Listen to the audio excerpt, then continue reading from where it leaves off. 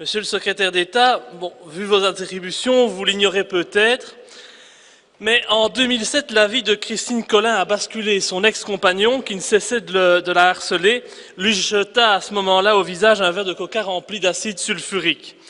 Christine Colin perdra partiellement la vue, l'ouïe, et sa peau du visage et du cou sera irrémédiablement rongée.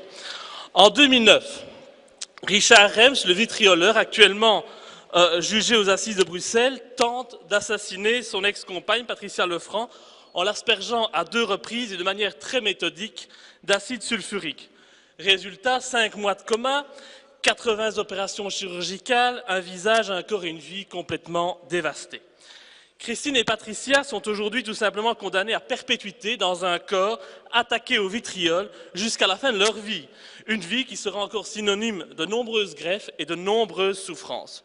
Alors bien sûr, Richard Rems, il vient d'être condamné aujourd'hui à 30 ans de réclusion.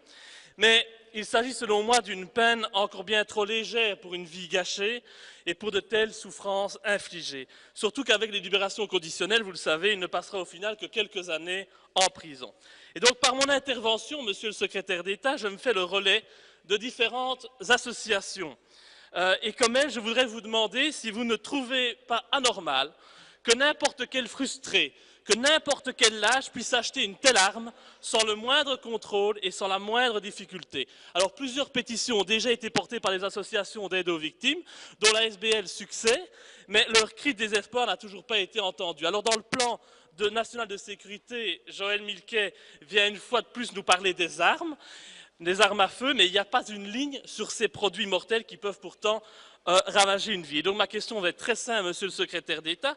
Le gouvernement compte-t-il prendre des mesures pour protéger la société de cette barbarie?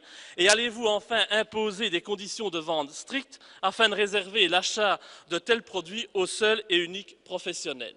Je vous remercie. Merci bien, monsieur le secrétaire d'État. J'avoue que si vous aviez eu la consommation, j'aurais pu comprendre, mais je comprends pas bien.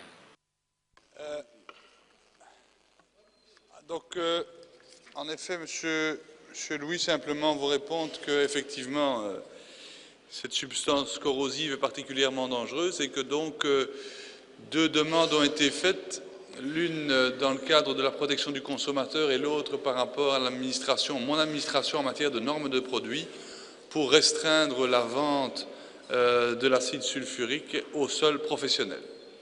Et donc nous sommes actuellement en attente de propositions en ce sens. Soit ce sera uniquement dans le cadre de la législation sur les normes de produits, et je le ferai moi-même, soit alors ce sera en coordination avec la loi sur la protection du consommateur, et là ce sera en coordination avec le ministre Van de la Notte. Mais donc la volonté de véritablement réduire l'usage en tant que tel et de la restreindre aux seuls professionnels. Je ne doute pas que vous me poserez les questions pour voir le suivi, et de mon côté, je vous tiendrai informé de l'évolution de ce suivi. Monsieur Louis. Ah bien, merci, monsieur le secrétaire d'État. Je suis assez satisfait de votre réponse, donc je ne peux que vous encourager, bien entendu, à agir rapidement. L'important, ce ne sont pas les paroles, mais ce sont les actes. Donc comptez sur moi, bien entendu, vous me connaissez, pour suivre ce sujet de très près et vous réinterroger au cas où il n'y aurait aucune avancée en la matière. Mais je vous fais confiance pour le moment. Merci beaucoup.